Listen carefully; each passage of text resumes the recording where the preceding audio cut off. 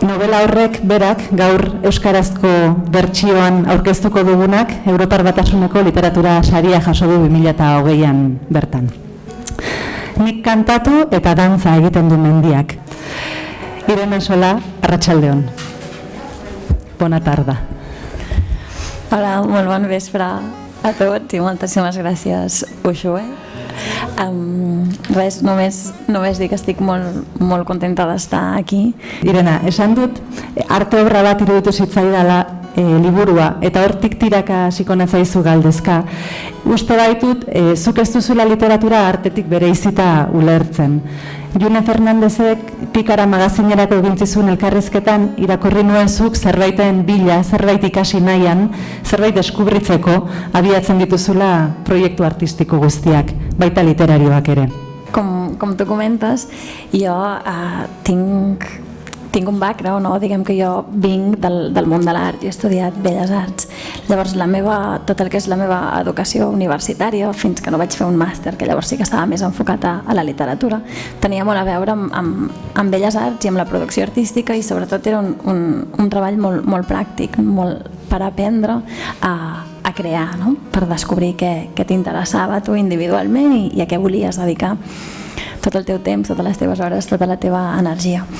I jo, en aquest procés de treball i de taller, em vaig adonar que m'interessava molt treballar amb la imatge, m'interessava molt treballar amb el vídeo, però que també m'interessava molt treballar amb el text com a material per produir art, per produir pensament, per desenvolupar idees. I va ser en el context mateix de Belles Arts en el que jo em vaig posar a escriure i a jugar amb el text. Primer amb un poemari i després amb una primera novel·la i després amb una segona novel·la. I llavors jo quan començo a treballar en un projecte, quan començo a treballar en un llibre, no decideixo com serà aquest llibre, no decideixo quin llibre serà, no decideixo com començarà, com s'acabarà, què passarà exactament, quins personatges hi hauran, sinó que començo per un altre lloc. Jo començo fent-me la pregunta de què vull aprendre, què vull preguntar, què vull investigar, no? Quines coses m'interessen, a què vull dedicar pràcticament totes les hores o moltíssimes hores i moltíssima energia els propers mesos, els propers anys. Liburu honetan pertsonek bezala hitz egiten baitute, odeiek, mendiak, tximistak, orkatzak, hildako haur errepublikar batek eta baita onjoek ere.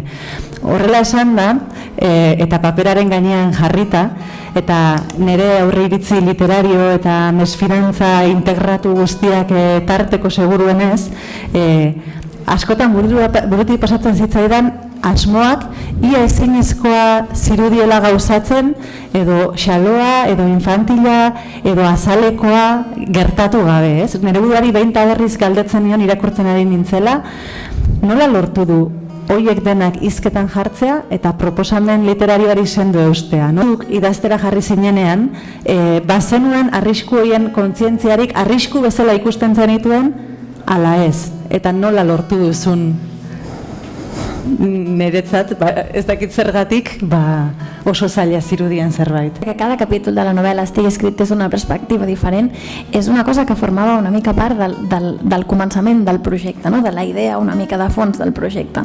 Però és veritat que hi ha una primera prova, hi ha un primer moment en el que jo intento fer això, i és en el cas dels núvols, és el primer capítol.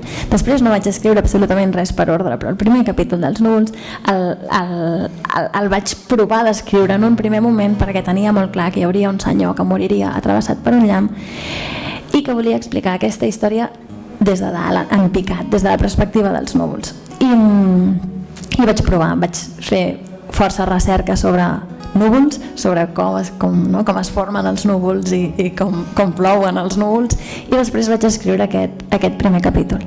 I m'ho vaig passar tan bé escrivint aquest primer capítol, i a més em vaig adonar que funcionava, que es podia fer, que podia explicar això des de dalt, des dels núvols, que vaig decidir donar-me el permís i la llibertat de ficar-me a tot arreu on pogués a partir d'aleshores.